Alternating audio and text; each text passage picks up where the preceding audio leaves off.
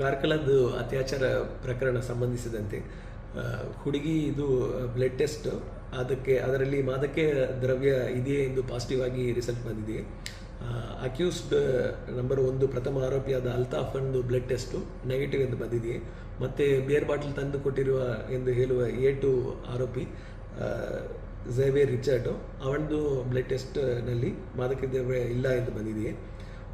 ಇದರ ಸಲುವಾಗಿ victim blood ಟೆಸ್ಟ್ನಲ್ಲಿ ಡ್ರಗ್ ಪಾಸಿಟಿವ್ ಬಂದಿದೆಯೇ ಎಂದು, ಮಾದಕ ದ್ರವ್ಯ ಪಾಸಿಟಿವ್ ಬಂದಿದೆಯೇ ಎಂದು ನಿನ್ನೆ A1 ಅನ್ನು 4 ದಿವಸ ಆರೋಪಿ ಕಸ್ಟಡಿಗೆ ತಗೊಂಡು ಎನ್ಕ್ವೈರಿ ಮಾಡಿದ್ದಾಗ ಅವನು ಗಾಡಿನಲ್ಲಿ ಇದ್ದ ಒಂದು ಪುಡಿಯನ್ನು ತೋರಿಸಿ ಇದನ್ನೇ ಹುಡುಗಿ ತಗೊಂಡಿದ್ದು ಎಂದು ತೋರಿಸಿದ್ದಾನೆ.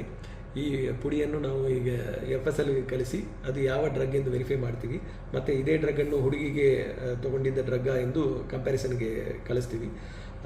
ಇದರ ಸಲುವಾಗಿ ಕಾರ್ಕಳ ಟೌನ್